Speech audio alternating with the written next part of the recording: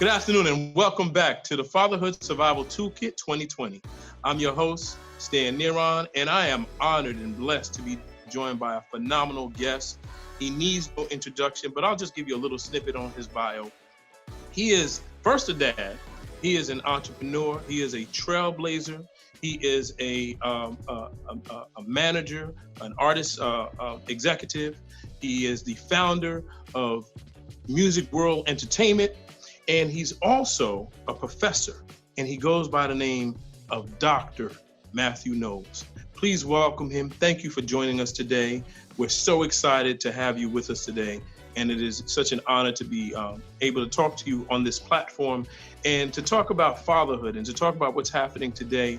And for those of you who just happen to not know, you'd have to be under a rock somewhere.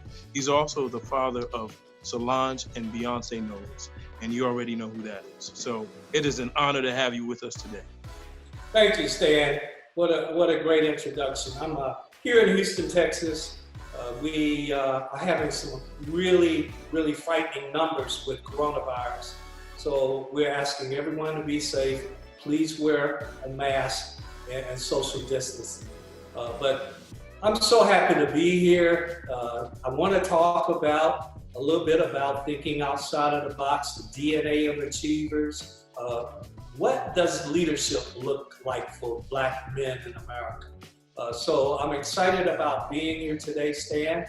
And talking about thinking outside of the box, this is the first time that I gave this type of interview where I decided, why should I sit? Why can't I stand? Why can't I have a stage? Why do I have to do it like everyone else do? And that's what thinking outside of the box and leadership is all about, it being a visionary. Absolutely. And your mission in life is to motivate and educate. So let's motivate and educate, Dr. Knowles.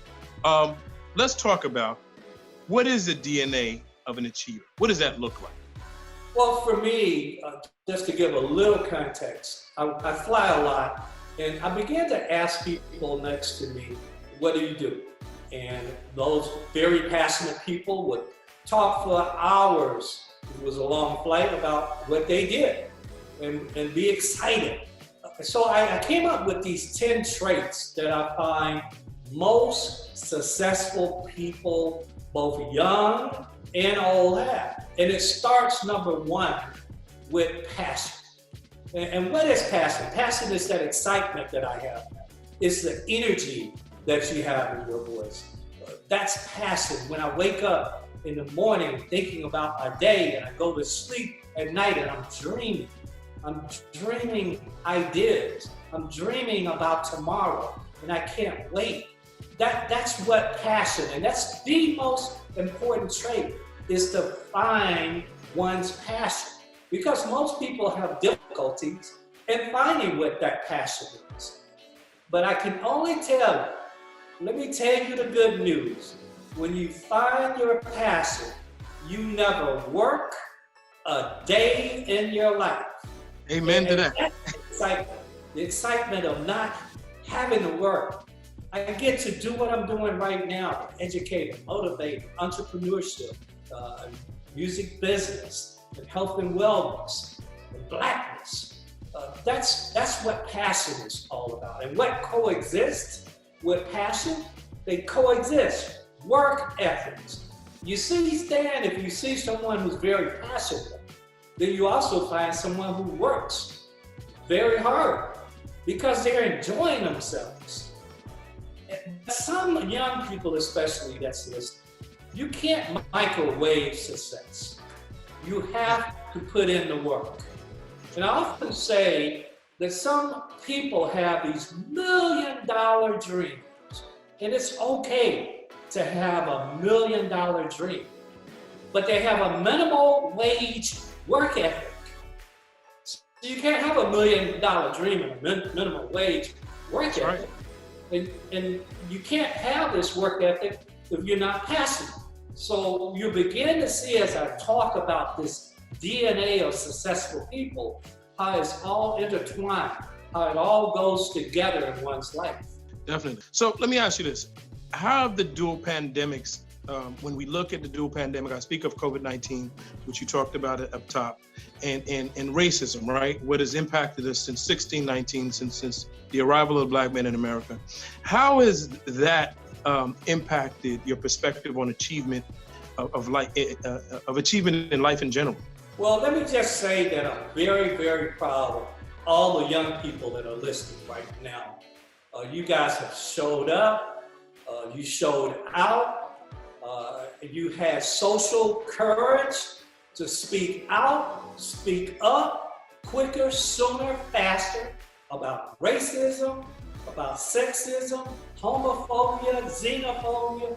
I am so, so proud of our young people. And I often remind people that Martin Luther King was 23 years old when he started the movement. Malcolm X was 29 years old when he started the movement.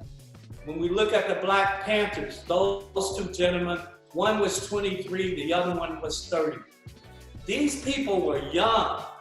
And so young people, I'm again very proud of you.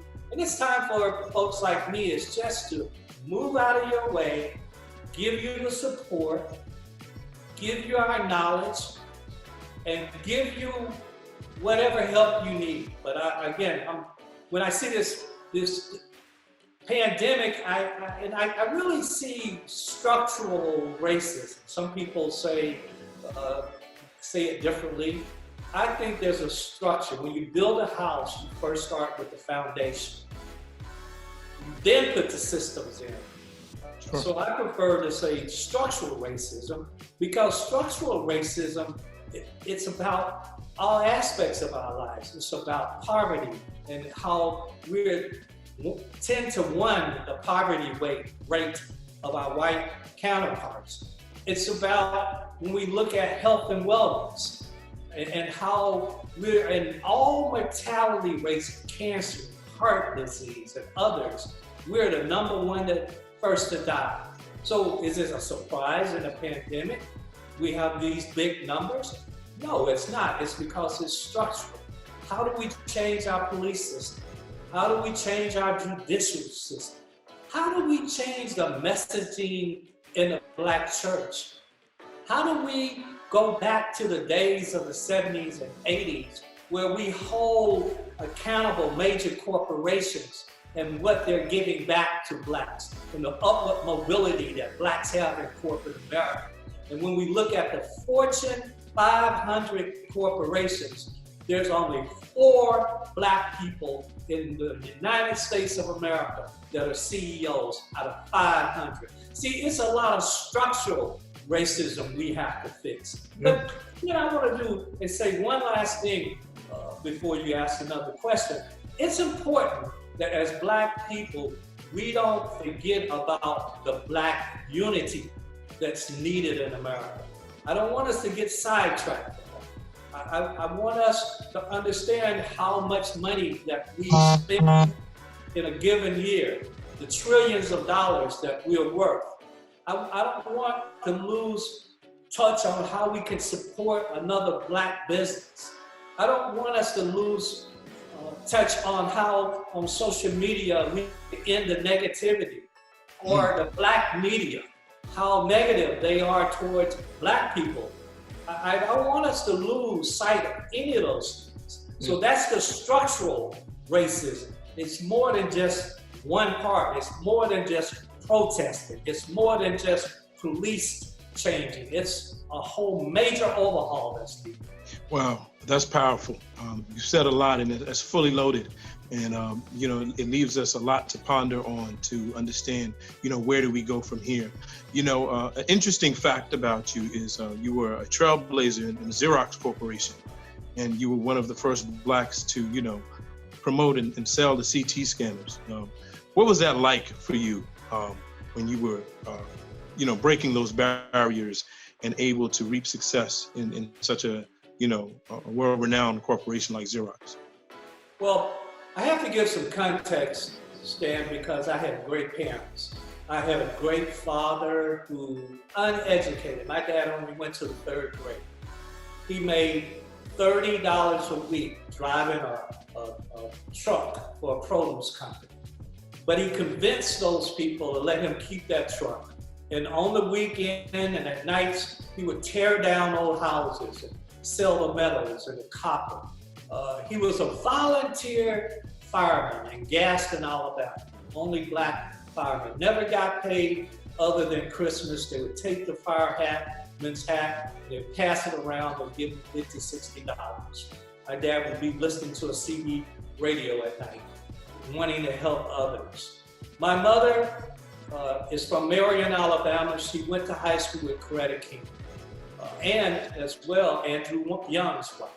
So when she came to our little small town, she brought that energy and torch and passion about desegregation. My mom made $3 a day as a colored maid.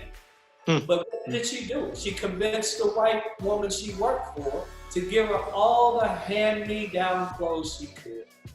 And then two of her best friends on the weekend, they would make these beautiful quilts and they would sell them. My parents taught me entrepreneurship. My parents taught me kindness, determination, wanting to be the very best whatever you did. You see, Stan, I never went to a black school. I grew up in Gaston, Alabama, 1952. In 58, I went to an elementary white school. Then I went to a white junior high school, a white high school, University of Tennessee at Chattanooga. So I got a different experience. I've been spit on, I've been beaten, I've been electric prodded. Things that none of you I have never experienced. I have looked racism in the eye. It's a different look than what most of you have because you haven't experienced any of that. So I have a different perspective. And is there any surprise that in corporate America, I did the exact same thing? Being at the medical division of Xerox, the elite division, selling zero radiography for breast cancer in the 80s. And fortunate, gratefully, being the #1 sales rep worldwide in the medical division 3 out of 4 years. And being one of the first, if not the first, to sell CT and MRI eye scanners with Philips Medical System. And being a neurosurgical specialist with Johnson & Johnson. So I have just a very varied perspective that life has given me that I can share today. And I don't have to read notes. I can just talk to you in my living room right now. And we can just have a conversation. It speaks to your success because you talk about the preparation. And the preparation is what got you through your stint in corporate America. And then I'm sure the rest is history, because you were so prepared and it made you who you are today to be able to deal with adversity and carry that burden of racism and have to, understand how to fight it. And I think those are the tools that our children need today, which segues me into the next point. And since we're talking about Fatherhood Survival Toolkit, I think you've given us a wealth of information as what survival looks like, right? And what we need to do to prepare ourselves. But as a dad and as a father, how have you been able to prepare your children for success and excellence? What are some of those tips that you can share with our dads out there? Because I know you've given us a world of information as it pertains to your life, but now as a dad, what does that look like? That's a really good question. And let me just start out by saying, I haven't always gotten it right. So I'm not gonna be here on a bandwagon because I haven't always gotten it right. But most of the time I have. And I can say it started with me and my former wife and friend, Tina, identifying our kids' passion. Let it be their passion, but give them the tools to find their passion. If they want to play sports, let them play a number of sports. If they want to sing, let them be in a dance troupe. Let them be in some competition. Let them take vocal lessons. Let them take piano lessons. If they want to be a doctor, let them understand science and give them the tools for science. So for me, it starts with identifying, along with my child, what they really are passionate. See, sometimes we get confused. We can confuse a hobby versus a passion of a child. Let me tell you the difference. A hobby is when you have to tell your son to go to practice. A passion is when your son bugs the hell out of you and say, Dad, I don't want to miss practice in the morning. That's That's right. the difference. Yeah, I see you smiling. That's right. You can identify with that. So it's about first giving those tools and showing leadership, because what I found is that we mirror what our kids want to be. What we are, when we think they're not looking, they are looking. So we have to be the daily role model for them. Not necessarily being a friend, but being a father. It's good to have a relationship, but being the father, being the person that's there, that to motivate. And I believe you have to let your kids fail, because failure is an opportunity to grow, not a reason to quit. And often we want to shield our kids from failure. I was never like that. I wanted Solange and Beyonce to fail so they could walk through how that felt and what they could do better, what they could do different, and learn and grow, just like we are now, and change as we understand we have to modify and adapt our behavior as grown learners. Those are some of the attributes I see of a father. Definitely, and I like what you said. Allow for them to, make those mistakes and take those chances on their own, because I often say the greatest lesson you can learn in life is the mistakes that you make, and you learn from those mistakes. So the seasoned Dr. Knowles, what would the seasoned Dr. Knowles say to the young Mathew Knowles? Wow. I would first say, man, you should have saved your damn money. That would be the first thing. Because as we're younger, we don't realize one day we're going to be 60. And the power of money and the value of money, not from an egotistical, that type of, but from growth, from a financial growth that you can set aside and invest in property one day. So I wish I had been mature enough to have thought more about the future and not just about that day. Because when I was younger, I thought more about the day than tomorrow. So that would be one of the things that I would change. But I'm not that guy that looks in the rearview mirror. I'm just not that guy that says, oh, I wish I had to do it all over again. I'm not that guy. I hope I learned from those experiences, those mistakes that I made. I hope I from those and kept it moving forward. Okay, I wish I had done this. I'm just not. No, I understand. You have no regrets. None. No regrets, and that's wonderful. So, with all that we're going through in our day, we've heard this throughout the entire conference. There's something that, a catchphrase that's been being used a lot, and that new normal, right? Getting ready to prepare ourselves for the new normal. And, we're almost out of time, but I would just want you to share some tips with our brothers out there, our fathers, our men, our Black men.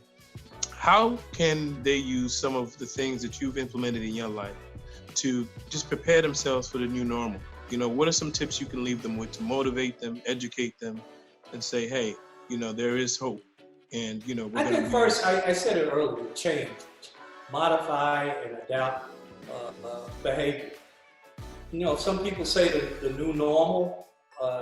I don't say that because I think the new normal is always evolving. There's always three years from now, there'll be another new normal. Sure. We used to have 8 tracks, then we had cassettes, then we had CDs, now we have streaming. There will always be a new normal in our life. That's why we have to have acceptance and the power to modify and adapt for change. And those who don't change will get left behind. Those who don't know technology will get left behind.